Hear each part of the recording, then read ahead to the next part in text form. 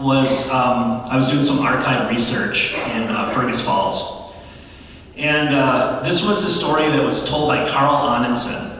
And Carl was 10 years old when this happened. It was the 50th anniversary edition. And so it happened in 1871. He was telling this story in 1921 to the newspaper. And so he was 60 years old at the time. And his father had gone to Norway 2 years earlier.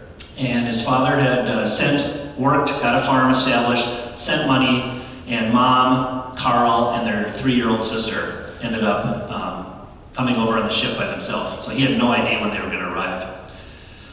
And so they ended up basically going to Quebec City, then they got on a train and went to Chicago, Minneapolis, and St. Cloud was the end of the railway.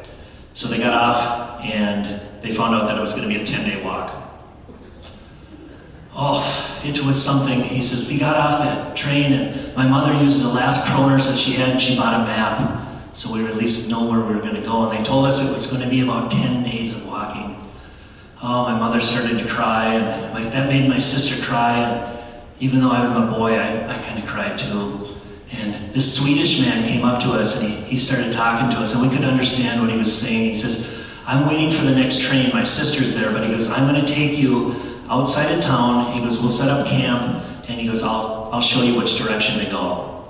And so he did that, and he brought us out there and he fed us that night. And he said, you've got to learn 2 words. And he made my sister say it first. She said, I'm hungry. And then he made me say it, I'm hungry. And then he had my mom say it, I'm hungry. And we said it over and over and over. And he said that if you go to a farm, it's October, so people have their pantries all stocked up and they'll help you out for the most part. And he says you just go up to a cabin, a lean-to, whatever, sod house, go up there and you ask them and say, I'm hungry. And most people are Christian, they'll feed you. So that morning he fed us some biscuits and we went on our way and we started walking. And we walked. And we walked. And we walked. And my sister, 3 years old, was the first child in recorded history to say, are we there yet?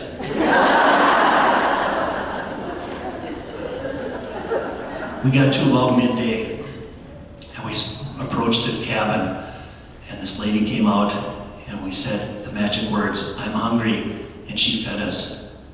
What a wonderful country that we're living in. Wow. That night, somebody fed us, and they actually let us sleep in their barn. It's just amazing. The second day, we approached this farm, and there was a man, he saw us, and he went inside, and we thought, oh, maybe he's going to get us some food. He comes back out, and he's got a shotgun that he's waving in the air, and he's yelling in some language that we didn't understand, but when he shot the shotgun in the air, we knew what he was saying, and we got out of there. Maybe it's not that nice a country. That night, we had to actually sleep outside. And we didn't have blankets. We pretty much had the clothes on our back. I had a rock from back home on our farm. But other than that, we didn't have a whole lot. We huddled up next to each other, but I woke up with a blanket of frost on myself. It was cold. I thought Norway was cold, but Minnesota can go cold too. The next day, nothing eventful. The 4th day, we came upon this farm. And there was another man there, and he was yelling, and he had a rusty pliers this time instead of a shotgun. And he was Swedish, we could tell that, but he was mumbling as he was yelling. It was really weird. And he starts pointing at my mom, and we finally figured out he had a bad tooth. So my mom took the pliers and sat him down in a chair, and she tried pulling the tooth, but she was only about 4'11". So she wasn't able to get any leverage, so she put him on the ground, and she straddled over him. And she got in there and she pulled. Ah! She pulled. Ah! She pulled. Finally she says, Carl, grab around my waist, and when I say pull, pull. So I grabbed around Mom's waist and she went in there and she said, pull. Ah! And he screamed, nothing. Ellie, grab around Carl's waist, and when we tell you to pull, pull. So the 3 of us were pulling. Ah! We're pulling. Ah! And finally the tooth gave way and we all tumbled onto our hinders. And he passed out, so there was no more screaming. About a minute later, he woke up and he starts yelling even louder than before. And he starts pointing at his mouth. And he opened it up. My mom looks in there. We pulled the wrong tooth. Oh, it was horrible. It was so bad. So this time all three of us stood up on top of him this time, and we just started pulling, and we pulled, and we pulled, and finally we got the tooth to give way, and this time we didn't tumble. But we got away from him, and he rolled onto his stomach, and he crawled as fast as he could, and he grabbed that first tooth, he spit on it, he wiped it on his shirt, and he put it back in his mouth. And then he invited us inside to have some soup. The entire time, my sister and I were watching him eat that soup, and we were wondering if that tooth was going to fall out. It never did. We didn't stay with him. He was kind of scary. Some people fed us, some people turned us away, some people even let us sleep in their house. But on day 8, we got to Battle Lake, Minnesota, and we saw our first male and female Indian. They were so beautiful, just very noble looking. They came up on horseback. And they walked, the horse came up to us very close, and the man looks at us and goes, and my mom's like, we don't have any food. And he did it again. We don't have any food. So he grabs his bow, and he puts an arrow in it, and he aimed it right at my mother.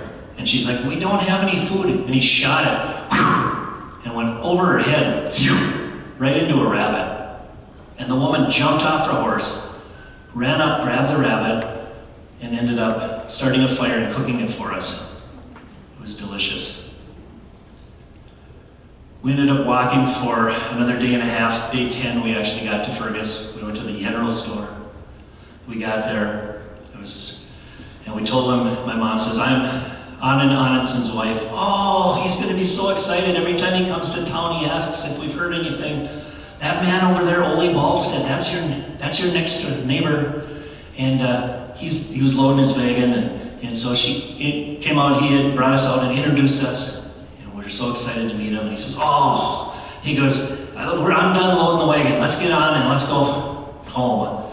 So we're going on the winding road, and finally he points, he goes, that's your farm. And all of a sudden we got close enough, and we could see Father. Now, my sister was like about 6 months old when he left, so she didn't remember him at all.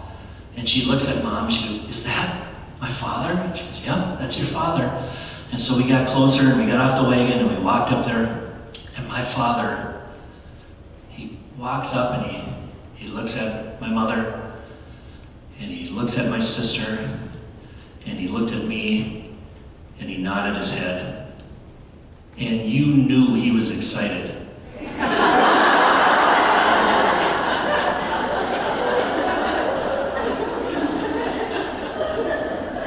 Because if a picture is worth 1,000 words, a head nod from a Norwegian, that's 10,000 words.